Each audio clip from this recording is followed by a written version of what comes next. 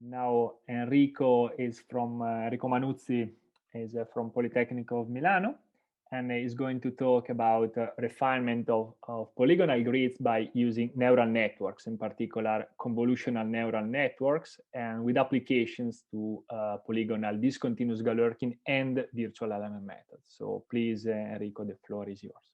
Okay, thank you. Hello, everyone. It's my pleasure to be here today.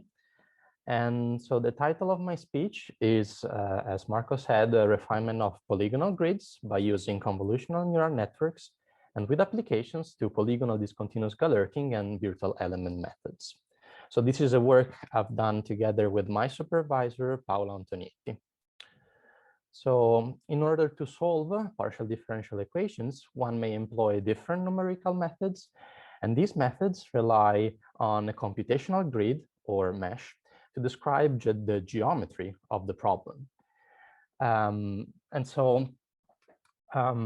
problem of mesh refinement is that given a mesh element, we want to partition this element into smaller elements in order to improve the accuracy of our numerical method while preserving the quality of the mesh. So for classical finite elements, our mesh may be composed of triangles or quadrilaterals. And in these cases, we have some effective refinement strategies, which are the ones you can see in the slide. And they are effective because, for instance, you need very few edges and very few vertices to add. And also they preserve regularity in the sense that if we start from regular elements, we end up with other regular elements. And this is important because skewed elements may lead to numerical problems. However, in general, one may be willing to employ numerical methods which rely on a computational grid made of general polygons. And so the question is, how can we perform a mesh refinement in this general framework? So for virtual element methods, Berrone, Borio, and Dauria showed that the possibility is, for instance, to select a preferential direction along which to slice the element. Another possibility is the Voronoi strategy. So we select some points called seeds, and the new elements are the set of points which are closest to a given seed. And as you can see, elements are not skewed in this case, but it's not trivial where to place the seeds, how many to place them, and also we may have small edges appearing. Another possibility is the midpoint strategy. So we compute a centroid for the polygon, and then we connect the centroid with the midpoint of each edge. And this strategy is very simple, has a low computational cost, but as a drawback, it may provide us with elements which are skewed. So you may have noticed that in this case, I didn't show you just any two polygons, but a polygon which looks much like a triangle and one that looks much like a square. And so the ideal strategy would be to refine them according to their specific shape. And so in this case, by employing the same strategies that we were using for triangles and quadrilateral. So this in hope to inherit all of the benefits we had from those strategies. And so we want to develop automatic algorithms to drive these refinement criteria. And we would like to focus only on the overall shape. So avoiding geometrical checks, like checking whether two edges are aligned, and avoiding to calculate other geometrical properties. So general strategy may be the following. So in step one, we classify the shape of the polygon. And in step two, we apply a refinement strategy which is suitable for that specific shape. And this general strategy allows us to tackle a very wide range of possible situations in a tailored manner. And so classifying the shape of the polygon may be a complex task. So the idea is, can we rather learn how to classify from a database of examples? And can we do that by using machine learning, which is a powerful tool to extract information from data in an automatic manner? As a remark, I'd like you to notice that both of these steps are independent of the problem we are trying to solve and also of the numerical method we want to use. So how can we generate such a database of example from which we want to learn? We can start from a reference polygon, because in that context, we know how to refine effectively, and we may apply a certain label. Next, we can add some vertices or edges, and then apply some noise, some small distortions. And if these small distortions are indeed small enough, we may still be able to say that we preserve the same label we had before. And so this is an automatic strategy to generate as many samples as we want. Finally, we may translate the polygon into a binary image. And as you may notice, in this case, we are losing the geometrical information, the vertices coordinates, and so on. But we are preserving the information about the overall shape. And now we are in an image classification context, because from this database of example, what we want to do next is that given a new image, we would like to predict the original label. And to do that, we can exploit a very powerful tool, which is convolutional neural networks. So neural networks are function approximators. They are made of simple units called neurons. Each neuron has its own set of parameters and performs a linear transformation of the input and then applies a nonlinear function. You may then compose these neurons into more complex structures called networks. And the idea is that you want to tune the parameters of this network in order to classify correctly your database of examples. And next, you hope then the network is capable to generalize to new examples, okay? So this process of tuning the parameters is known as network training. And it may be expensive, but it needs to be performed offline only once. And then classifying new examples online, it's extremely fast.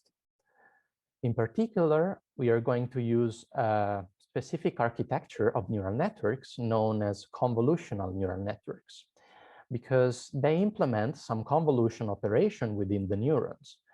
And you may think of this operation as a filter scanning through the image and trying to detect a specific feature of the image.